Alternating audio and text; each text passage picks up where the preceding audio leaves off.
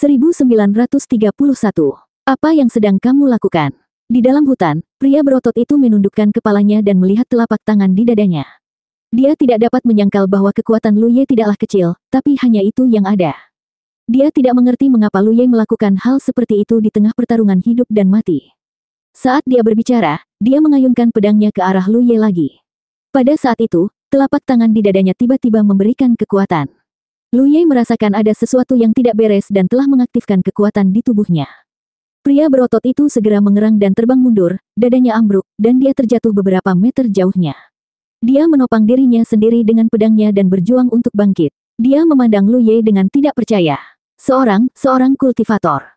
Setelah mengatakan itu, dia jatuh ke tanah lagi, darah mengalir keluar dari mulutnya. Lu Ye berdiri di tempatnya dan mengangkat tangannya untuk menyentuh pipinya. Ketika dia melihat telapak tangannya, itu berlumuran darah. Seorang manusia yang belum pernah berkultivasi sebelumnya, memegang senjata biasa yang bahkan tidak bisa dianggap sebagai alat ajaib, sebenarnya telah melukainya. Ini belum pernah terjadi sebelumnya. Dia buru-buru memeriksa tubuhnya, hanya untuk menemukan bahwa dia menjadi sangat lemah. Kelemahan ini sudah ia rasakan saat pertama kali tiba di tempat latihan ini. Namun, sebelum dia bisa memeriksanya dengan cermat, Die of Fate telah muncul dan menarik perhatiannya. Baru sekarang dia menyadari sesuatu yang tidak bisa dia terima. Dia ditekan, dan itu adalah penindasan yang sangat menakutkan. Beberapa hari yang lalu, ketika dia sedang mengobrol dan minum dengan Abre dan Guseng, dia mendengar mereka berbicara tentang pengalaman mereka. Pakar puncak Jademun seperti mereka akan menghadapi penindasan di lapangan Asura setiap 10 kali mereka melakukan perjalanan pelatihan. Karena mereka terlalu kuat, kecuali mereka dilempar ke tempat latihan bersama para kultivator Sansein Realm, sangat sedikit hal yang bisa menjadi ancaman bagi mereka. Namun, hal ini tidak sesuai dengan aturan bahwa setiap sesi latihan berisiko, sehingga lapangan Asura akan menggunakan metode ini untuk menekan kekuatan mereka. Keduanya pernah mengalami penindasan hingga mereka hanya memiliki kekuatan konstelasi bintang. Ketika Lu Ye mendengar ini sebelumnya, dia menduga dia pasti akan menemukannya, tapi dia tidak menyangka akan menemukannya begitu cepat. Selain itu, penindasan yang dia alami sekarang jauh lebih parah daripada apa yang dikatakan Ablou dan Guseng. Karena ketika dia dengan hati-hati memeriksa dirinya sendiri, dia menemukan bahwa kekuatannya saat ini hanya setara dengan seorang kultivator Spirit Stream Realm.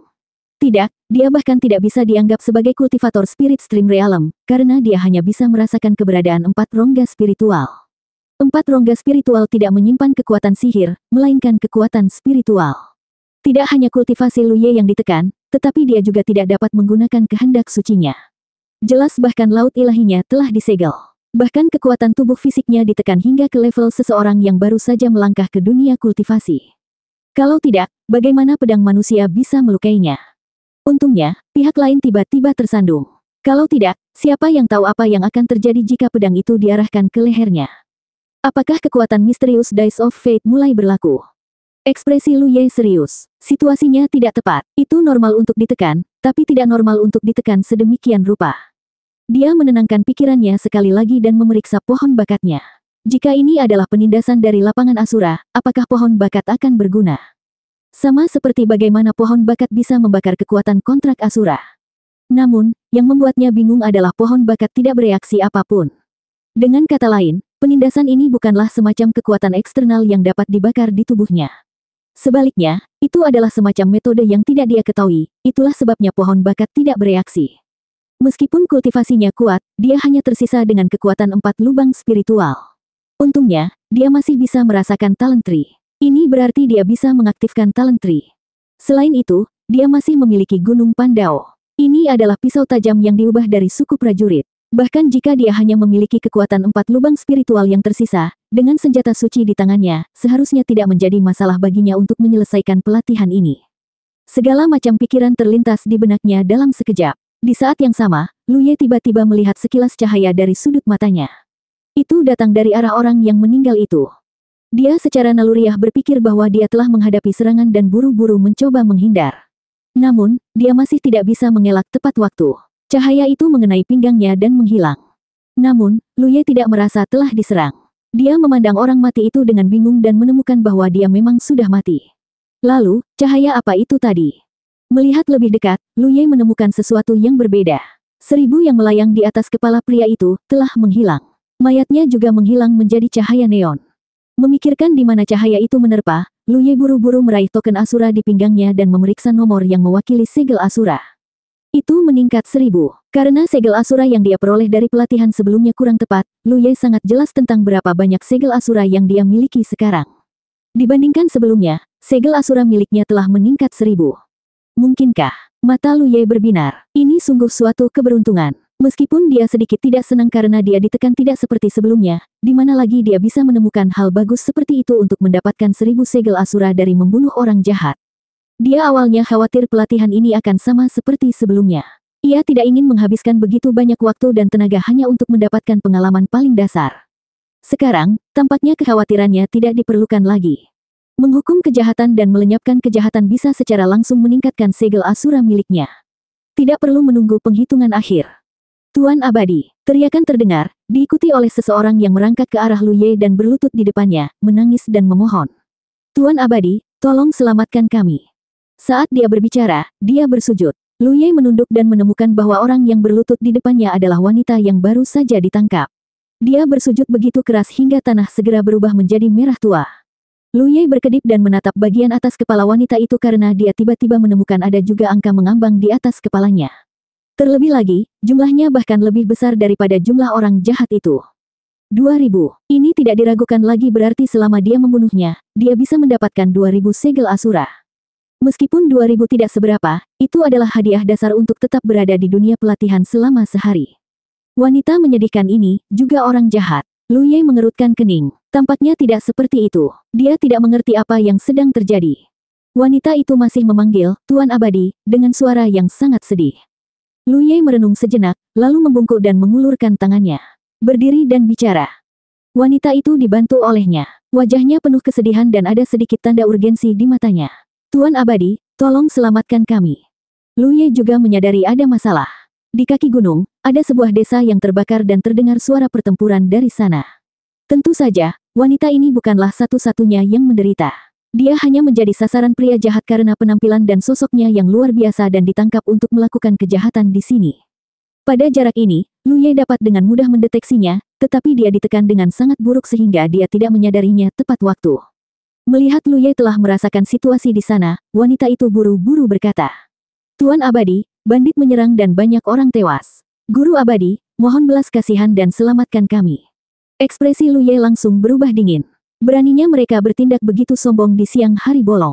Mereka benar-benar melanggar hukum. Tunggu aku yang menangani mereka. Satu bandit bernilai 1000 segel Asura, dan bahkan ada lebih banyak lagi di kaki gunung. Lu Ye tidak menyangka akan menemui hal sebaik itu. Dadu takdir memang misterius. Wanita itu tertegun, lalu gembira. Dia tidak menyangka Lu Ye begitu mudah diajak bicara. Dia ingin mengatakan sesuatu, tapi Lu Ye sudah bergegas turun gunung. Dia hanya bisa berteriak, Tuan Abadi, berhati-hatilah. Tampaknya ada seorang kultivator di antara para bandit. Lu Ye mendengarnya berteriak, tapi dia tidak peduli. Kekuatannya memang ditekan, tapi dengan Mountain Pan Saber di tangannya, apa yang harus dia takuti? Sesaat kemudian, dia sendirian membunuh dalam perjalanan ke desa. Sekilas, dia melihat banyak bandit berwajah garang mengejar penduduk desa. Para bandit ini sangat kejam. Mereka jelas memiliki kemampuan membunuh dengan cepat, tetapi mereka tidak terburu-buru untuk membunuh. Sebaliknya, mereka mengejar penduduk desa yang melarikan diri seolah-olah sedang bermain game. Mereka perlahan-lahan menyiksa penduduk desa sampai mati sambil menangis dan memohon dengan putus asa. Meskipun Lu Ye tahu bahwa penduduk desa yang mati hanyalah bayangan, pemandangan ini tetap membuatnya marah. Alasan dia menyetujui permintaan wanita itu terutama untuk mengkonfirmasi pemikirannya sendiri. Wanita dan pria kekar yang dia bunuh keduanya memiliki nomor yang mewakili segel Asura di atas kepala mereka. Ini jelas bukan suatu kebetulan, dan yang lainnya juga seharusnya memiliki nomor yang mewakili segel Asura.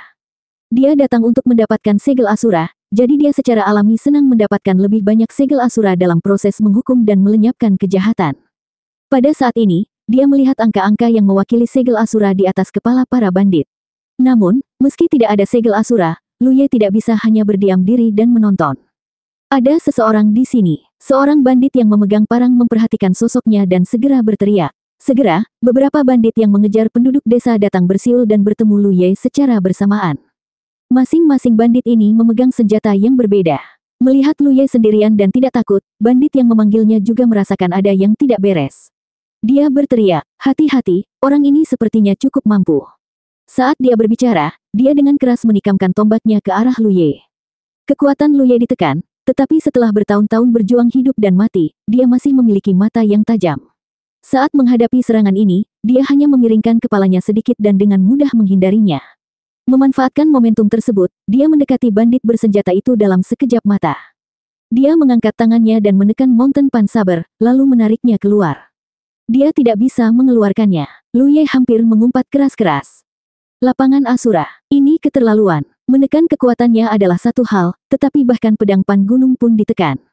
Bahkan jika dia hanya tersisa dengan kekuatan seorang kultivator 4 lubang spiritual, dia seharusnya bisa mengeluarkan pedangnya.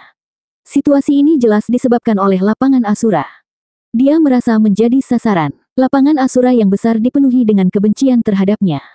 Saat ini, tidak ada waktu untuk berpikir. Lu Ye mengangkat tangan yang memegang gagang pedangnya dan meninju wajah bandit itu. Kekuatan spiritual masih melekat di ujung tinjunya. Bagaimana mungkin seorang bandit yang belum pernah berkultivasi bisa memblokir pukulan ini? Suara tengkorak pecah terdengar saat bandit itu terbang mundur. Lu Ye dengan santai meraih tombak bandit itu dan memutarnya, dengan santai menyodorkannya ke samping, tepat ke dada bandit lain yang menerkam. Tombak itu langsung menembus dadanya. 1932. Dalam sekejap mata, 2 bandit telah terbunuh, hanya menyisakan 3 bandit yang bergegas menuju Lu Ye. Melihat ini, mereka tidak bisa menahan diri untuk tidak menghentikan langkah mereka, ekspresi ketakutan di wajah mereka. Para bandit ini hanya memiliki kekuatan dan kekejaman yang sedikit lebih besar daripada orang biasa. Meskipun mereka telah melihat banyak situasi hidup dan mati, mereka tidak memiliki keberanian untuk menghadapinya secara langsung. Swoosh! Suara sesuatu yang menembus udara terdengar. Lu Ye, yang hendak menyerang lagi, tiba-tiba berbalik dan menjentikkan tombak di tangannya, dengan akurat mengenai anak panah yang datang dari belakang. Dengan keras, anak panah itu patah menjadi 2. Lu Ye melihat ke arah sumber panah dan melihat seorang bandit pendek berjongkok di atap, busur di tangannya ditarik dan melihat ke arahnya. Bandit itu memasang ekspresi kusam di wajahnya saat ini, jelas tidak menyangka reaksi Lu Ye begitu cepat. Sangat mudah untuk menghindari tombak terbuka tetapi sulit untuk bertahan melawan panah tersembunyi. Panah liciknya telah diblokir seperti ini. Mata mereka bertemu, dan bandit itu dengan cepat mengeluarkan anak panah dari keranjang panah di punggungnya dan menarik tali busur. Sesaat kemudian, ekspresinya menjadi panik karena dia melihat Lu Ye melemparkan tombak di tangannya ke arahnya. Dia secara naluriah ingin menghindar, tapi tombaknya terlalu cepat. Dalam sekejap, seluruh tubuhnya tertusuk tombak dan dia terlempar terbang sambil berteriak. Ayo kita bunuh dia bersama-sama. Ketiga bandit di samping Lu Ye melihat bahwa Lu Ye telah kehilangan tombaknya, dan keberanian mereka meningkat. Seorang pria berjanggut berteriak dan memimpin dengan menebas Lu Ye. Saat ini, punggung Lu Ye menghadapnya. Dia telah berhasil. Pria berjanggut itu sangat gembira. Namun, saat parang itu hendak jatuh, Lu Ye tiba-tiba berbalik dan parang itu melewati lengan bajunya. Hah, pria berjanggut itu tercengang. Mengapa orang ini, sepertinya memiliki mata di belakang kepalanya? Sebelum dia sempat berpikir, dia merasakan sakit di pergelangan tangannya dan parangnya diambil. Lalu pandangannya berputar. Lu Ye memegang parang di tangannya dan menghadapi 2 bandit yang tersisa secara langsung. Di bawah tatapan kaget kedua bandit itu, dia membunuh mereka di tempat. Semakin banyak bandit muncul dari berbagai tempat, dipersenjatai dengan senjata berbeda, dan bergegas menuju Lu Ye dengan mata merah. Di atas kepala orang-orang ini terdapat sejumlah karakter besar yang tampak halus dan bervariasi, menyebabkan Lu Ye terpesona. Meskipun tidak banyak bandit, masih ada lebih dari 10 bandit. Termasuk beberapa bandit yang dia bunuh sebelumnya, jumlah total bandit yang menyerang desa ini adalah sekitar 20. Suasana hati Lu Ye sedang bagus. Meskipun dia merasa telah menjadi sasaran lapangan Asura dan kekuatannya telah ditekan terlalu banyak, ini benar-benar tempat yang bagus. Dia menyerang ke depan sendirian, dan kemanapun dia lewat, para bandit itu jatuh ke dalam genangan darah satu demi satu.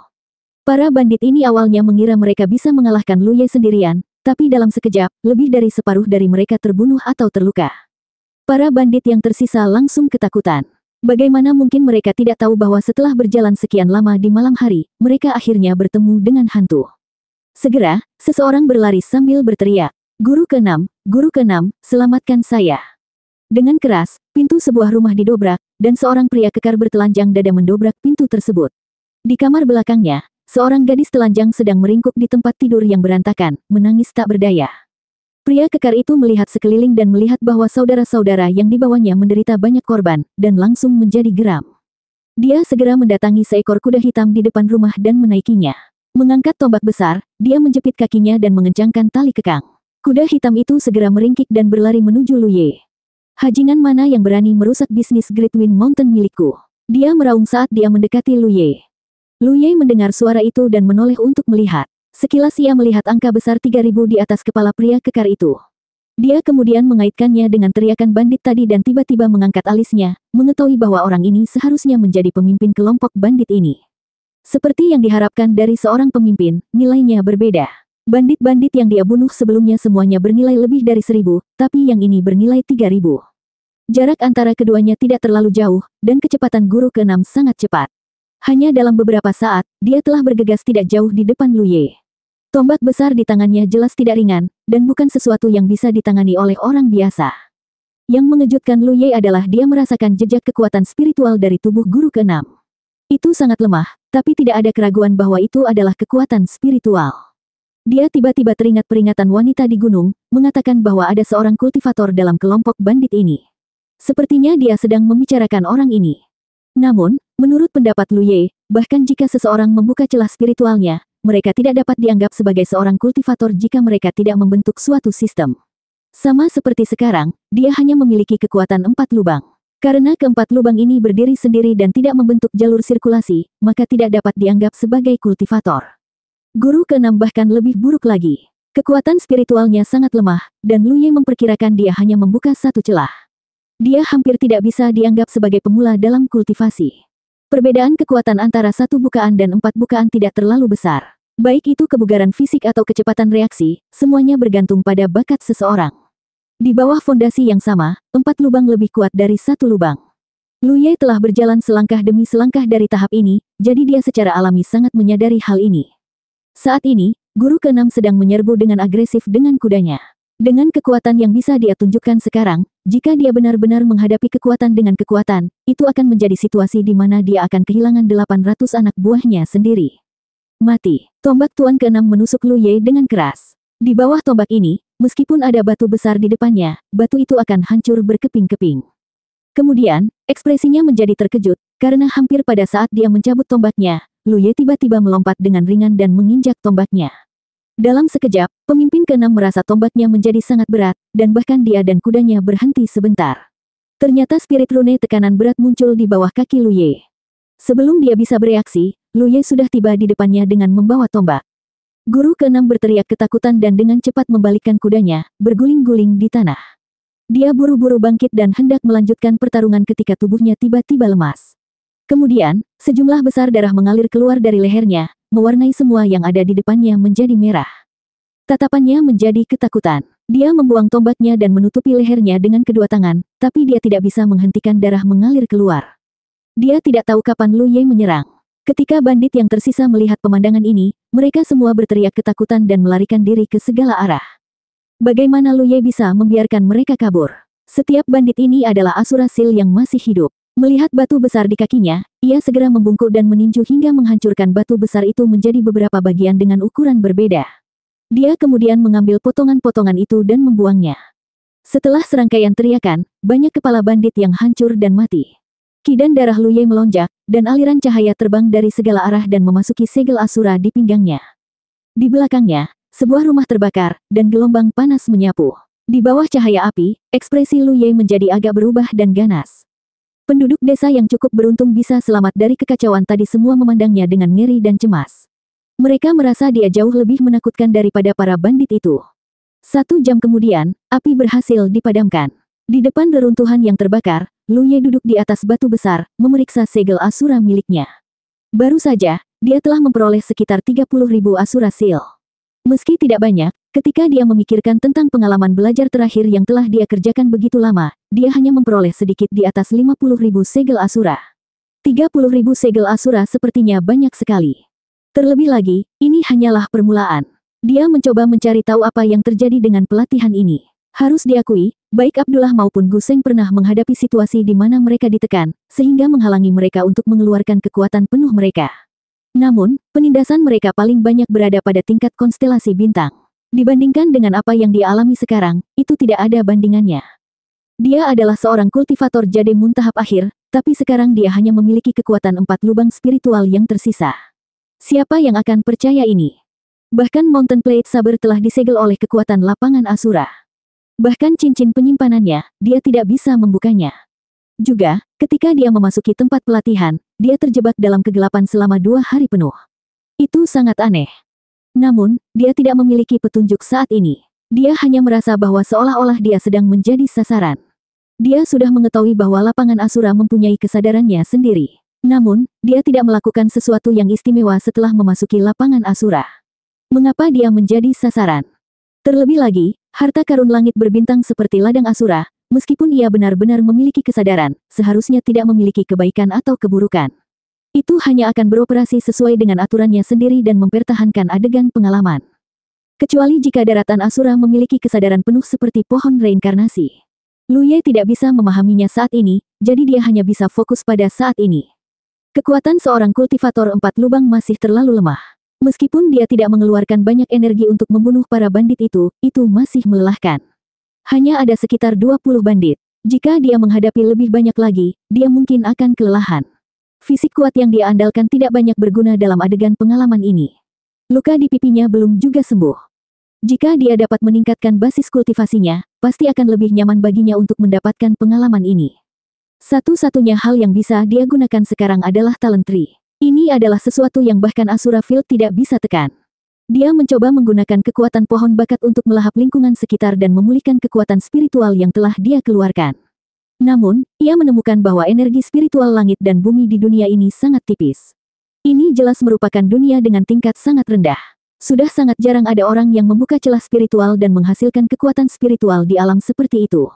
Sama sulitnya dengan naik ke surga baginya untuk meningkatkan basis kultivasinya dalam lingkungan seperti itu. Selain itu, Lu Ye tidak yakin apakah dia dapat meningkatkan basis kultivasinya meskipun lingkungannya sesuai. Bagaimanapun, ini adalah penindasan lapangan Asura. Jika penindasan ini tidak dapat dipatahkan, maka basis kultivasinya akan tertahan di level 4 lubang. Tuan Abadi, sebuah suara yang agak tua terdengar. Lu Ye mendongak dan melihat seorang lelaki tua dengan tongkat berdiri di depannya. Di samping lelaki tua itu ada gadis muda yang dia selamatkan di gunung. 1933. Di belakang lelaki tua dan gadis muda itu berdiri penduduk desa yang masih hidup. Desa itu awalnya tidak besar, hanya berpenduduk sekitar 100 orang. Setelah penyerangan para bandit, hanya separuh dari mereka yang masih hidup, dan kebanyakan dari mereka adalah wanita, anak-anak, dan orang tua. Pada saat ini, mereka semua memandang Lu Ye dengan kagum. Guru abadi ini telah membunuh lebih dari 20 bandit sendirian. Banyak dari mereka yang melihatnya dengan mata kepala sendiri. Jika bukan karena dia, mereka semua pasti mati hari ini. Oleh karena itu, meskipun guru abadi tidak terlihat seperti orang baik untuk sesaat, penduduk desa tetap bersyukur. Lu Ye memandang orang-orang ini dan langsung terpesona oleh banyaknya jumlah di atas kepala mereka. Para bandit itu hidup sebagai segel Asura, begitu pula penduduk desa ini. Nilai mereka bahkan lebih tinggi dari para bandit. Gadis muda yang dia temui di gunung bernilai 2000 segel Asura, dan lelaki tua yang dia dukung bahkan lebih dilebih-lebihkan. Angka di atas kepalanya begitu besar sehingga Lu Ye hampir mengira dia sedang melihat sesuatu. Pemimpin bandit yang dia bunuh bernilai 3000 segel Asura. Bagaimana mungkin lelaki tua lemah dengan separuh lehernya ini bisa bernilai 5000 segel Asura? Penduduk desa ini setidaknya bernilai 2000 segel Asura, dan beberapa di antaranya bernilai 3000. Bahkan jika jumlahnya hanya 50, nilai totalnya setidaknya 100.000 segel Asura. Jika Lu Ye mau, dia bisa membunuh semua orang biasa yang tidak bersenjata ini dan mendapatkan pendapatan yang hampir sama dengan perjalanan pelatihan. Kebanyakan dari orang-orang ini hanyalah bayangan, bukan orang sejati. Oleh karena itu, dia tidak perlu merasa bersalah karena membunuh mereka. Tuan Abadi, Gunung Gale telah menderita kerugian besar kali ini. Mereka pasti tidak akan membiarkan ini berlalu. Mereka memiliki 6 pemimpin, dan orang yang meninggal adalah yang paling lemah. Saya mendengar bahwa pemimpin Gunung Gale telah berkultivasi selama bertahun-tahun dan kekuatannya tak terduga. Guru Abadi, Anda harus membuat rencana ke depan. Hah, mata Lu Ye berbinar. Gunung Gale, di mana itu? Meskipun orang-orang ini hanyalah bayangan, Lu Ye tidak akan membunuh mereka. Dia hanya ingin tahu mengapa orang-orang biasa ini lebih berharga daripada para bandit. Namun, dia tidak perlu merasa bersalah karena telah membunuh para bandit tersebut. Dia bisa bersikap sopan dan mendapatkan keuntungan pada saat yang bersamaan. Itu membunuh 2 burung dengan 1 batu. Orang tua itu mungkin adalah kepala desa di desa ini. Dia menjawab, ini adalah gunung angin besar. Namun, gunung angin besar mencakup wilayah yang luas. Bertahun-tahun yang lalu, Sekelompok bandit mengambil alih gunung itu dan mengklaimnya sebagai raja mereka. Mereka menggunakan nama Gunung Angin Besar melakukan kejahatan dimanapun. Kalau begitu, tahukah kamu di mana mereka berada? Lu Ye bertanya lagi. Saya tidak yakin. Orang tua itu menggelengkan kepalanya dan memandang Lu Ye dengan ekspresi aneh. Dia dengan baik hati memperingatkan Lu Ye terutama karena dia ingin Lu Ye pergi secepat mungkin. Grandwind Mountain pasti akan datang untuk membalas dendam. Siapa yang mengira bahwa Tuan Abadi ini tidak hanya tidak takut, tetapi juga bersemangat. Orang macam apa ini? Apakah ada di antara kalian yang tahu di mana markas para bandit ini? Lu Ye memandangi penduduk desa yang masih hidup. Kebanyakan dari mereka menggelengkan kepala, menandakan bahwa mereka tidak tahu. Hanya seorang pria berpakaian seperti pemburu yang berkata, Tuan Abadi, para bandit Gunung Gale tersembunyi dengan baik. Kebanyakan orang tidak mengetahui lokasi persisnya. Bahkan jika mereka kebetulan melihatnya, mereka akan dibunuh. Namun ada orang yang tahu. Siapa? Lu Ye memandangnya. Pemburu itu menoleh dan melihat ke samping. Dia. Lu Ye mengikuti pandangannya dan melihat kuda hitam tampan yang ditinggalkan oleh tetua keenam. Matanya tiba-tiba berbinar. Ya, seekor kuda tua tahu jalannya. Selama aku mengendarainya, itu seharusnya bisa membawaku ke markas para bandit. Dengan pemikiran ini, Lu Ye tidak lagi ragu-ragu. Dia perlahan bangkit dan berjalan menuju kuda hitam itu. Tuan Abadi, kemana kamu akan pergi? Orang tua itu bertanya dengan suara gemetar. Meskipun dia punya beberapa tebakan, dia tidak berani memastikannya. Tentu saja aku akan memberantas semua kejahatan. Lu Ye berkata sambil menaiki kudanya dan mengambil tombak tebal yang ditinggalkan oleh tetua keenam. Benda ini beratnya sekitar 200 kilogram. Itu bukanlah sesuatu yang bisa ditangani oleh orang biasa. Dia tidak bisa menggunakan pedang pansan, tapi di lingkungan ini, tombak ini akan menjadi senjata yang tak terkalahkan. Kuda hitam itu agak sulit diatur. Lu Ye dengan santai menepuk punggungnya dan menggunakan kekuatan spiritualnya untuk membuatnya berperilaku baik. Tuan Abadi, ada banyak binatang aneh di Gunung Gale. Harap berhati-hati. Pemburu itu melihat ke belakang Lu Ye dan tidak bisa tidak mengingatkannya. Lu Ye hanya melambaikan tangannya dengan santai. Setelah melihat punggung Lu Ye menghilang, kerumunan itu memandang lelaki tua itu. Pemburu itu berkata, Kepala desa, apa yang harus kita lakukan selanjutnya? Desa tersebut hancur dan lebih dari separuh penduduk desa tewas atau terluka.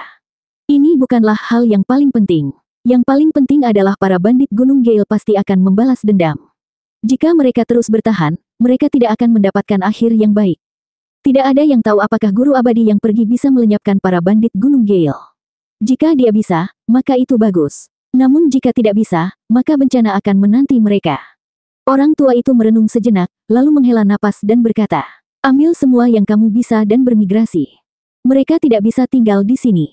Mereka hanya dapat menemukan tempat yang cocok untuk menetap. Namun di dunia sekarang ini, siapa yang tahu apa yang akan terjadi pada mereka jika mereka meninggalkan rumah? Penduduk desa terdiam beberapa saat, lalu berpencar untuk mengemasi barang-barangnya.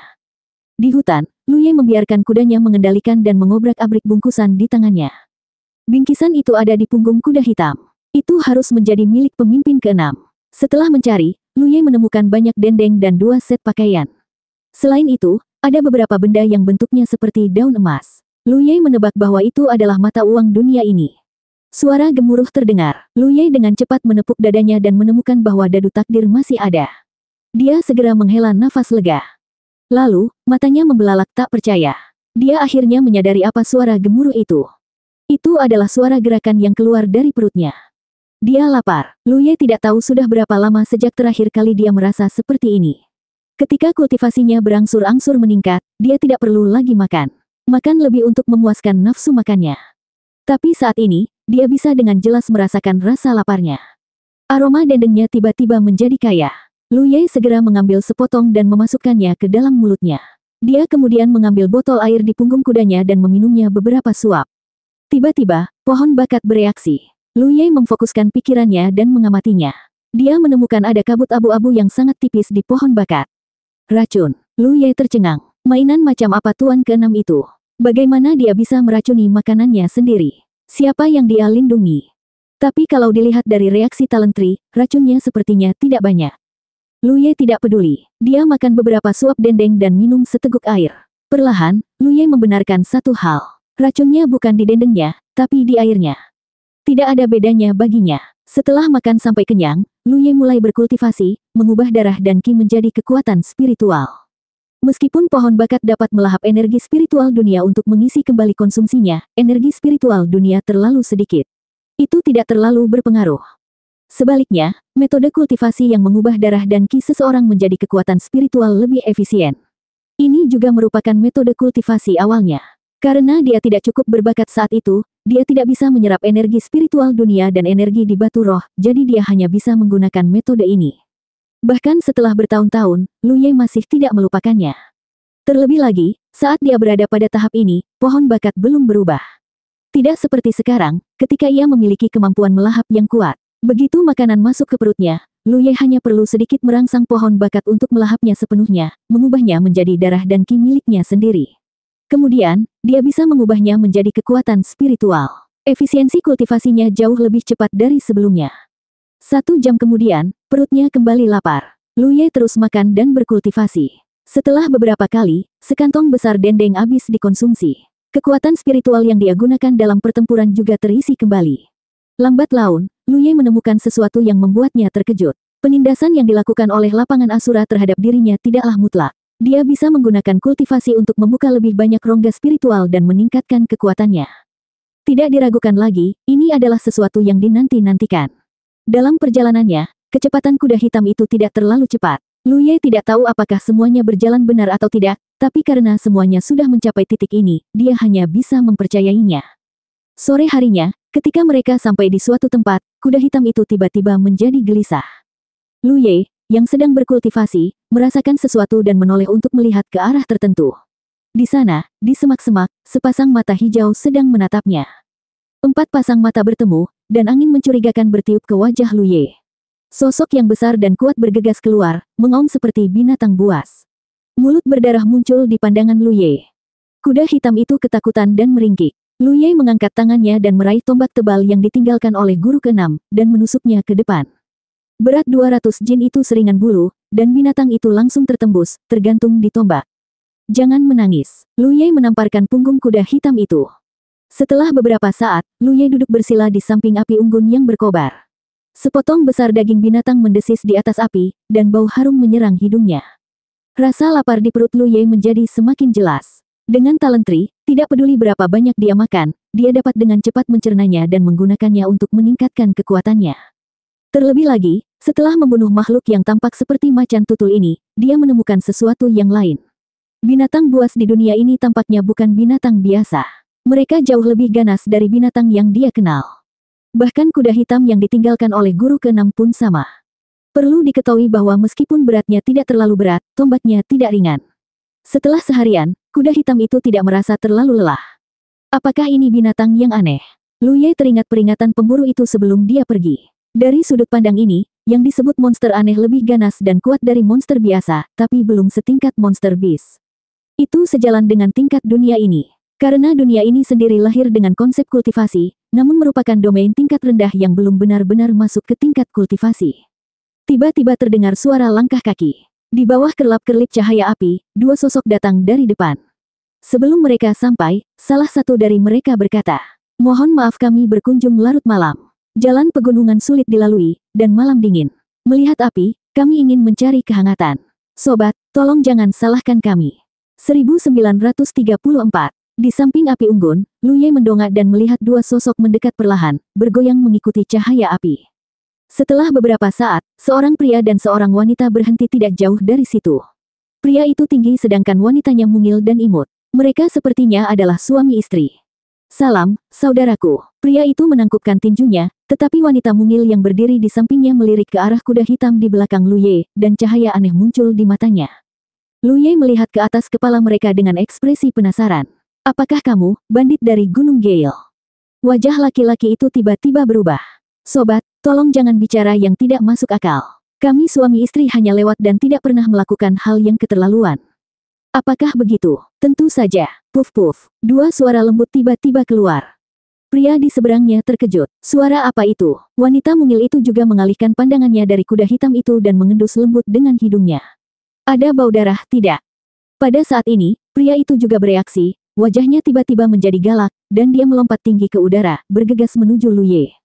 Puci. Lu Ye duduk di tanah tanpa bergerak, tapi tombak tebal tiba-tiba muncul di tangannya. Dia langsung menembus pria itu dan menggantungnya di tombak. Kamu, pria itu memandang Lu Ye dengan tidak percaya. Meskipun mereka tahu Lu Ye tidak bisa dianggap enteng ketika mereka melihat kuda hitam itu, mereka tidak menyangka dia begitu kejam.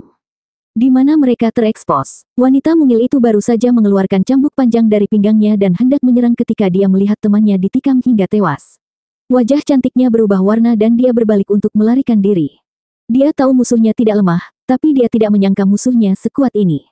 Dengan suara mendesing, suara sesuatu yang menerobos udara datang dari belakang, diikuti oleh tombak tebal berlumuran darah yang tiba-tiba jatuh dari langit, menyerempet dadanya yang menjulang tinggi sebelum menusuk ke tanah 2 kaki di depannya. Wanita itu membeku di tempatnya, keringat dingin mengucur di punggungnya seiring angin malam yang bertiup.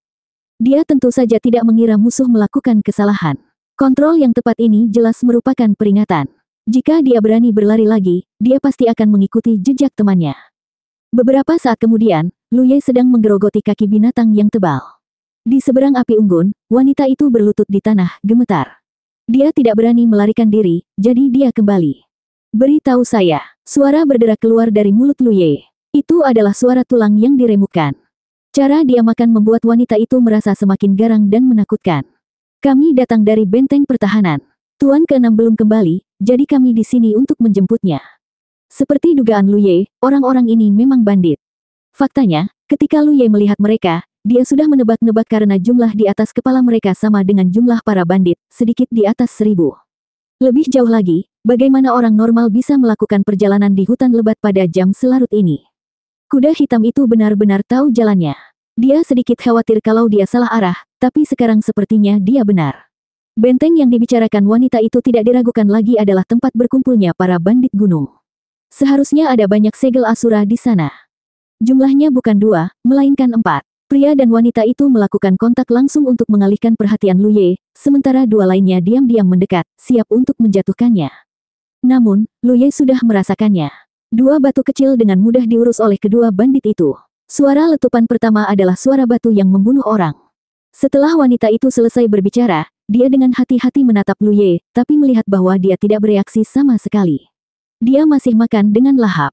Setelah beberapa saat, dia mendengar Lu Ye memerintahkan, "Lanjutkan memanggang." Bandit wanita itu tertegun sejenak, lalu langsung bereaksi. Dia dengan bersemangat bangkit, memotong sepotong besar daging dari bangkai binatang itu, dan memanggangnya di api. Bagaimanapun, wanita itu lebih berhati-hati. Dia bahkan membawa bumbu saat dia keluar. Hal ini tidak diragukan lagi membuat Lu Ye sangat bahagia. Dengan adanya bumbu, daging panggangnya tidak begitu hambar lagi. Yang satu memanggang dan yang satu makan, pemandangannya aneh. Keterampilan memanggang wanita itu sangat bagus. Setiap kali dia memanggang dagingnya hingga renyah di luar dan empuk di dalam. Saat dia memanggang, sudut mulutnya melengkung, dan matanya bersinar karena bangga. Jadi bagaimana jika kamu kuat? Setelah makan begitu banyak Seven Fragrance Powder, aku akan mengubahmu menjadi ikan di talenan. Bandit seperti mereka memiliki trik yang tak ada habisnya saat menghadapi musuh. Itu normal bagi mereka untuk meracuni makanan mereka secara diam-diam. Dalam keadaan normal, mereka harus berhati-hati saat meracuni makanannya agar tidak ketahuan. Namun, saat ini, dengan bantuan bumbu, tidak ada yang tahu. Menurut wanita itu, orang yang membunuh guru ke-6 mungkin adalah tuan muda dari keluarga besar. Meskipun dia memiliki beberapa keterampilan, dia tidak mengetahui bahaya dunia. Biarkan aku memberimu pelajaran. Diam-diam dia senang. Dia menantikan ekspresi kaget dan panik tuan muda ketika racun itu mulai bekerja. Saat dia memikirkan ini, suara aneh tiba-tiba datang dari sisi Lu Ye. Tenggorokannya seperti tersumbat, lalu, wajahnya memerah dan matanya berkaca-kaca. Senyuman langsung terpampang di wajah cantik wanita itu. Dia menutup mulutnya dan tertawa genit. Meskipun tata krama tuan muda tidak baik, dia memiliki temperamen yang seperti dunia lain. Dia benar-benar berbeda dari para bandit di benteng. Dia akan bisa bersenang-senang setelah menjatuhkannya. Bang! Lu Ye tiba-tiba menepuk dadanya lalu mengambil kantong air di sampingnya untuk minum air. Dia memandang wanita itu dengan ekspresi aneh. Aku tersedak, apa yang lucu? Senyuman wanita itu dengan cepat menghilang. Dia menundukkan kepalanya dengan ekspresi patuh. Berkat belas kasihan tuan muda, aku lolos dari kematian. Aku menangis bahagia. Apakah racunnya tidak berpengaruh? Orang ini sangat kuat. Sepertinya saya harus menunggu lebih lama lagi. Setelah menunggu hampir sepanjang malam, antisipasi wanita itu perlahan menghilang. Kemudian, itu berubah menjadi kebingungan dan kepanikan. Bagaimana situasi orang ini? Dia belum pernah melihat seseorang yang bisa makan sebanyak itu. Bahkan tuan ketiga, yang dikenal sebagai ember nasi, tidak makan sebanyak yang dia makan. Binatang aneh sebesar itu sebenarnya hampir setengahnya dimakan. Yang membuat wanita itu semakin bingung adalah perut pihak lain tidak menunjukkan tanda-tanda bengkak. Kemana perginya makanan yang dia makan? Orang ini bahkan memakan tulangnya. Kalau hanya itu, maka akan baik-baik saja. Namun, dia telah menggunakan semua 7 bubuk wewangian yang dia bawa dan pihak lain masih aman dan sehat. Tidak mungkin orang yang keterlaluan seperti itu ada di dunia ini. Mungkinkah aku bertemu dengan hantu? Sepotong daging ini. Sebuah suara tiba-tiba datang dari sisi lain. Wanita itu gemetar dan mengangkat kepalanya untuk melihat ke arah Lu Ye. Dia melihat Lu Ye mengerutkan kening dan memegang sepotong besar daging binatang panggang di tangannya. Rasanya tidak enak. Apakah kamu mengganti bumbunya? Wanita itu tersenyum jelek. Aku mengubahnya. Aku kehabisan bumbu aslinya. Meski dia membawa banyak Seven Fragrance Powder, bagaimana bisa tahan terhadap masakan seperti ini? 7 bubuk wangi sebanyak itu bahkan bisa meracuni 100 orang hingga mati. Namun, pihak lain sebenarnya aman dan sehat. Memikirkan bagaimana guru ke-6 pun mati di tangan orang ini, wanita itu tiba-tiba menyadari bahwa orang yang ditemuinya jelas bukan orang biasa. Dia adalah seorang kultivator pada level yang sama dengan para master. Hanya para kultivator yang bisa menolak efek dari 7 bubuk wewangian. Tidak heran dia bisa membunuh guru ke-6. Baiklah, lanjutkan memanggang, perintah Lu Ye. Wanita itu tidak berani mengabaikannya dan buru-buru menurutinya. Di saat yang sama, di tempat tanpa nama, sebuah cermin melayang di udara. Sebuah pemandangan terpantul di cermin. Itu adalah pemandangan di kedalaman hutan pegunungan. Di bawah naungan malam, api unggun menyala. Di samping api unggun, seorang pemuda dengan pedang panjang sedang duduk bersila dan makan dengan lahap. Seorang wanita sedang memanggang daging binatang dengan ekspresi tertekan. Di sampingnya, hanya sebagian kecil kerangka binatang aneh yang tersisa. Adegan ini sebenarnya adalah lokasi Lu Ye saat ini, dan orang yang memakan daging panggang itu tidak lain adalah dia. Sudut pandang dari pantulan cermin seakan tergantung tak jauh di hadapannya. Namun, Lu Ye tidak menyadarinya sama sekali. Di samping cermin, beberapa orang sedang duduk tegak. Mata mereka tertuju pada Lu Ye tanpa berkedip. Mata mereka dipenuhi dengan observasi dan pengawasan. Duh. Sebuah suara perlahan terdengar. Beberapa orang melihat ke arah suara tersebut. Mereka semua berdiri dan dengan hormat berkata, "Patriark." Suara itu terdengar lagi. Sesaat kemudian, seorang lelaki tua berambut putih yang tampak seperti akan mati berjalan mendekat dengan tongkat yang ditopang oleh seorang wanita. Cahaya perak bersinar di mata Patriark. Setelah mengamati beberapa saat, dia bertanya, "Bagaimana situasinya?" Seorang pria yang bertugas mengamati situasi di sini berkata dengan penuh semangat, "Patriark, karakter penerus generasi ini sepertinya bagus. Saat ini, dia adalah orang yang layak untuk dipercayakan." Sang Patriark mengangguk ringan. Kekuatan akan mempengaruhi karakter seseorang, tetapi jika Anda ingin melihat temperamen seseorang yang sebenarnya, Anda pasti harus melihat bagaimana dia berperilaku ketika dia lemah. Patriark benar, tapi sejauh ini orang ini hanya membunuh bandit. Menghadapi godaan penduduk desa biasa, dia menutup mata. Kali ini, seharusnya baik-baik saja. Jangan terburu-buru, sang Patriark menggelengkan kepalanya. Teruslah mengamati. Jika ada situasi, laporkan kapan saja. Ya, beberapa orang merespons. Sang Patriark perlahan berbalik. Dia tidak punya banyak waktu lagi. Jika dia bisa melihat klannya melepaskan diri dari belenggu dalam hidup ini, dia akan mati tanpa penyesalan. Awalnya, dia mengira dia tidak akan pernah memiliki kesempatan seperti itu seumur hidup ini, tetapi siapa tahu kesempatan itu tiba-tiba muncul di hadapannya. Ada yang salah, seseorang berteriak ketakutan. Sang Patriark, yang hendak pergi, segera berbalik. Matanya yang keruh menjadi lebih jelas saat ini saat dia menatap tajam ke cermin. Di cermin, gelombang ki yang tak terlihat tiba-tiba meledak di sekitar Lu Ye. Ini adalah, sang Patriark memperlihatkan ekspresi keheranan. Kultivasinya meningkat. Orang yang bertugas mengamati situasi Lu Ye punya petunjuk. Saat dia mengatakan ini, cermin yang semula bening menjadi buram. Ini buruk, lapangan Asura sedang menyesuaikan diri. Bukankah mereka sudah menekan kultivasinya menjadi 4 lubang? Bagaimana bisa meningkat dalam waktu sesingkat itu? Sepertinya kita semua meremehkan kekuatan harta karun itu. Mungkin bahkan lapangan Asura pun tidak bisa menekannya. Sekarang dia telah melepaskan diri, lapangan Asura harus melakukan beberapa penyesuaian. Cepat dan ikut campur. Kami tidak bisa ikut campur. Kami hanya bisa membuat beberapa pengaturan sebelum dia memasuki adegan ini. Setelah dia masuk, tidak ada yang bisa ikut campur. Lapangan Asura akan otomatis menyesuaikan diri. Terjadi keributan. 1935. Untuk apa kamu panik? Suara patriark terdengar. Suaranya seperti bel, menenangkan anggota klan yang panik saat mereka memandangnya. Tidak ada yang namanya kematian di lapangan Asura. Dengan latar belakang Jademun, tidak akan sulit baginya untuk menghadapi pertempuran arus roh. Itu benar. Seseorang mengangguk. Mulai hari ini dan seterusnya, tuan tua ini secara pribadi akan mengawasi tempat ini. Sang patriark, yang hendak pergi, berubah pikiran dan diam-diam mengambil keputusan. Jika penerus generasi ini benar-benar menghadapi bahaya, dia akan mempertaruhkan nyawa tuannya untuk menyelamatkannya dari tempat latihan. Tentu saja, prasyaratnya adalah dia lulus ujian klan. Cermin buram itu perlahan kembali ke tampilan aslinya. Jelas sekali, lapangan Asura telah disesuaikan. Di samping api unggun di hutan pegunungan, wanita itu memandang Lu Ye dengan ekspresi bingung. Dia dengan jelas merasakan beberapa gerakan aneh dari sisi Lu Ye sekarang, tapi ketika dia melihat dengan hati-hati, dia tidak bisa melihat apapun. Menundukkan kepalanya untuk melihat tulang-tulang yang patah di tanah, wanita itu merasakan hawa dingin merambat di tulang punggungnya. Hanya dalam satu malam, satu orang benar-benar telah memakan seluruh binatang aneh hingga bersih. Pemilik rumah juga adalah seorang kultivator, namun dia belum pernah mendengar mereka memiliki kemampuan seperti itu. Saat ini, wajah Lu Ye dipenuhi dengan kegembiraan.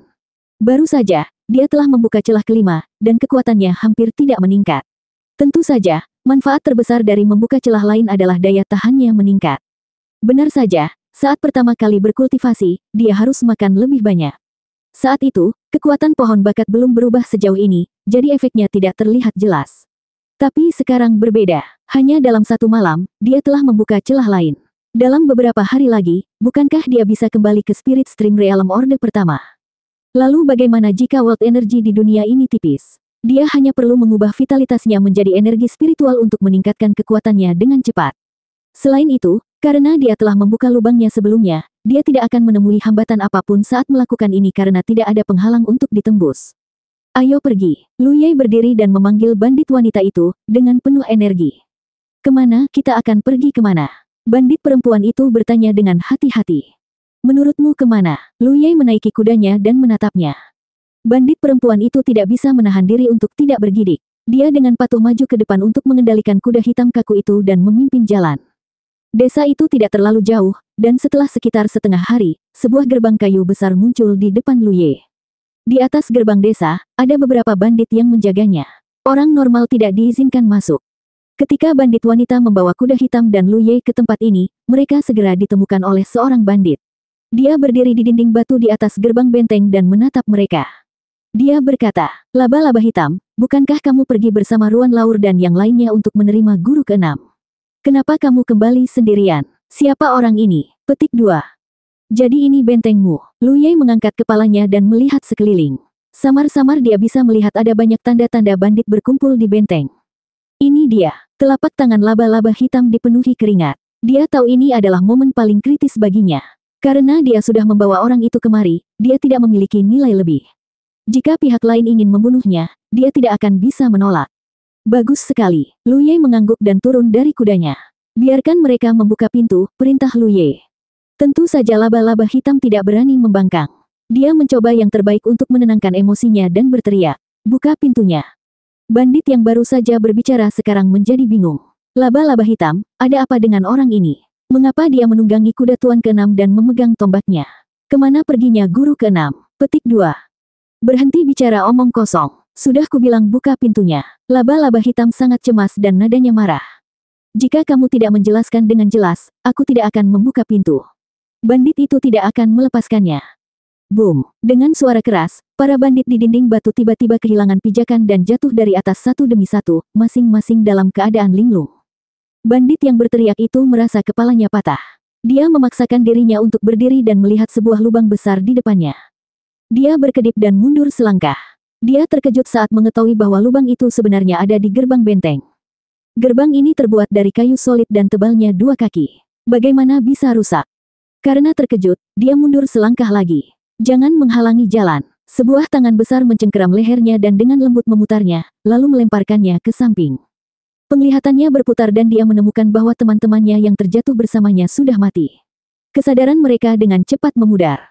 Sosok Lu Ye melewati lubang yang dibuat oleh pukulannya dan langsung memasuki benteng. Di depan benteng, bandit wanita yang memimpin jalan menundukkan kepalanya dan menatap dadanya. Ada lubang yang sangat jelas terlihat di sana. Dia tersenyum pahit. Dia tahu bahwa dia tidak akan berakhir seperti ini. Dia juga menduga pihak lain akan membunuhnya, tapi dia tetap tidak menyadari kapan pihak lain mengambil tindakan.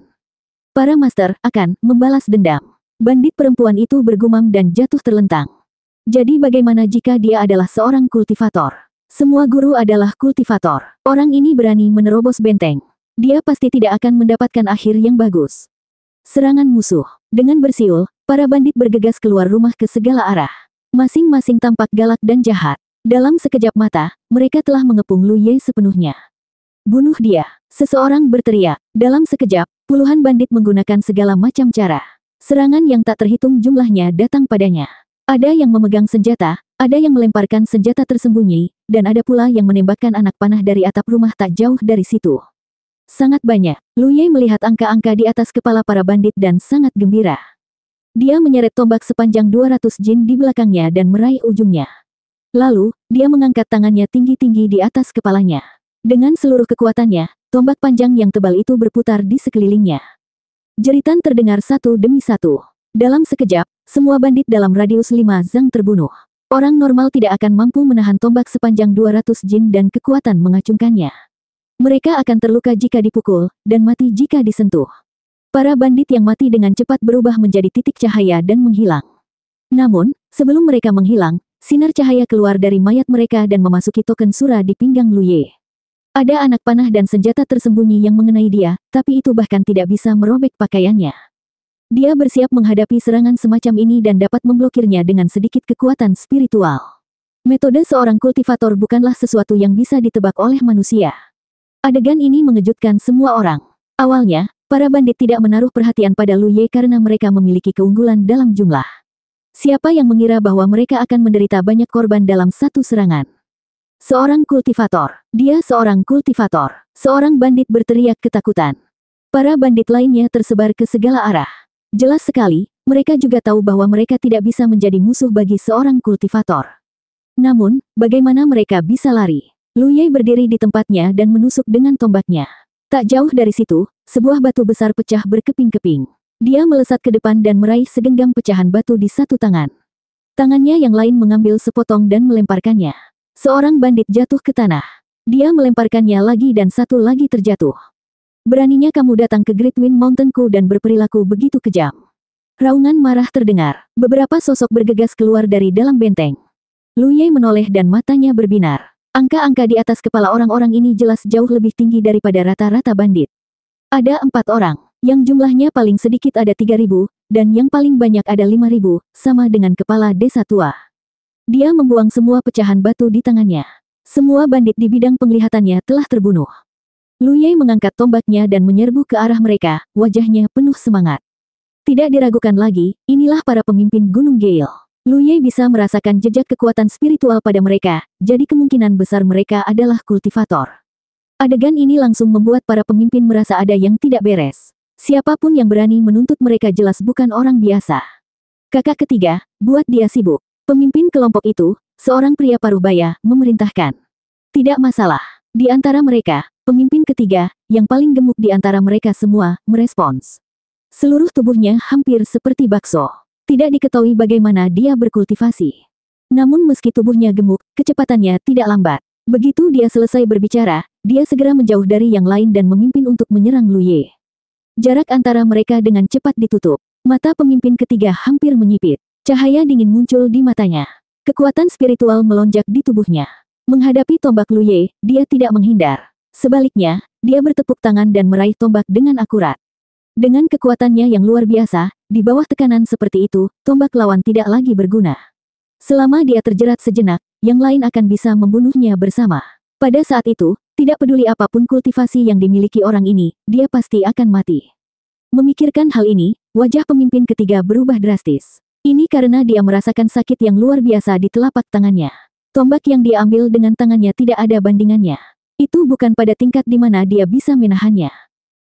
Pemimpin ketiga dengan keras mendorong kekuatan spiritualnya, tapi itu sia-sia. Tangannya langsung berlumuran darah dan telapak tangannya berubah menjadi tulang putih. Puci, tombak itu menusuk kepala gemuk lawan dan langsung meledak. Sosok Lu Ye bergegas keluar dari hujan darah dan langsung menuju ketiga orang di belakangnya.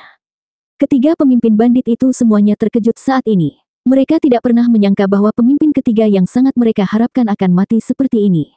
Melihat Lu Ye mendekat dengan cepat, ketiga pemimpin bandit itu tidak berani menghadapinya secara langsung dan segera berpencar ke kiri dan ke kanan. Lu Ye mengayunkan tombak di tangannya dan memukul pinggang salah satu dari mereka. Kekuatan besar itu langsung meledakkan separuh tubuh pria itu. Tanpa henti, dia menyusul yang paling lambat dan meraih bahunya. "Kenapa kamu lari?" Ini adalah pemimpin kedua dari kubu tersebut. Ditanya oleh Lu Ye, dia tiba-tiba tercengang. Tentu saja, dia berlari demi hidupnya.